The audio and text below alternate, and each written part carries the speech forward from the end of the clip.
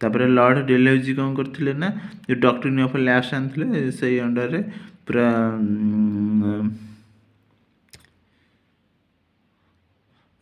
माने आनेक्स्ट it again माने संबलपुर को पुणी आनेक्स करने ओके संबलपुर को लॉर्ड डेलहौजी तांकर जो डॉक्ट्रिन ऑफ लैप्स आनेक्स करने ओके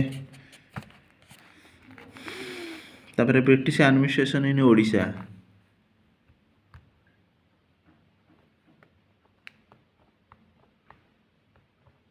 लॉर्ड वेलेजली कौन करते ना गवर्नर जनरल जो बार्लो लॉर्ड वेलेजली बार्लो आसते से संबलपुर को रिस्टोर करते तापर 1849 कौन कले ना डॉक्ट्रिन ऑफ लैप्स रे लॉर्ड डेलहौजी तांकर एटा को एगेन एनेक्स करने ओके तापर British administration in Odisha Odisha रे केमती तांकर एडमिनिस्ट्रेशन थिला केमती तांकर राज्यकार्य सब चलाउथिले ओडिशा वाज डिवाइडेड इनटू तीनटा एडमिनिस्ट्रेटिव यूनिट्स गोटे है British administration under British administration तीनटा एडमिनिस्ट्रेटिव यूनिट रे थिला फास्ट कौन करथिला province of Cuttack under Bengal तो बेंगल अंडर रे कटकटा थिला तापरे बेंगल प्रेसिडेंसी अंडर रे कटकटा थिला सेकेंड कौन थिला ना गंजामटा थिला गंजाम आउ Koraput under Madras presidency under रे गंजाम आउ कोरापुट थिला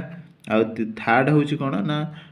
सेंट्रल प्रोविंसेस रे संबलपुरटा थिला ए तीनटा यूनिट रे डिवीजन हे की थिला all the three kind of land settlements जो लैंड रो सेटलमेंट सब थिला तीन प्रकार थिला ना गोटे जमीदारी गोटे राउतारी गोटे महालवारी सेटा तो आमे जानिथिले पढ़िथिले तो सेटा आउ थे पछरे केतेले डिस्कशन करथा जमीदारी कोन राउतारी कोन महालवारी कोन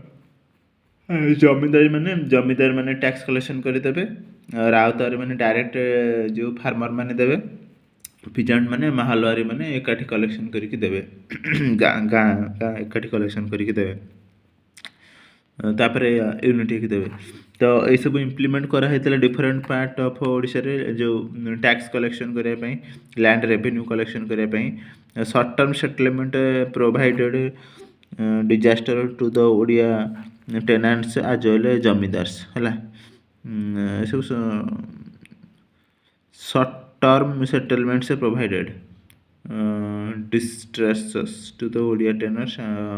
एज वेल एज जमीदार ताको शॉर्ट समय दिया होता बेसी समय दिया ना जो चार्ज जो रखा होता है ना से करप्शन करिए ना the economic and military base of the Bengali zamindars exploited the tenants of Odisha Bengal जो जमीदार मान थे बहुत एक्सप्लॉइट करा होता है British also controlled the economic and military base of Odisha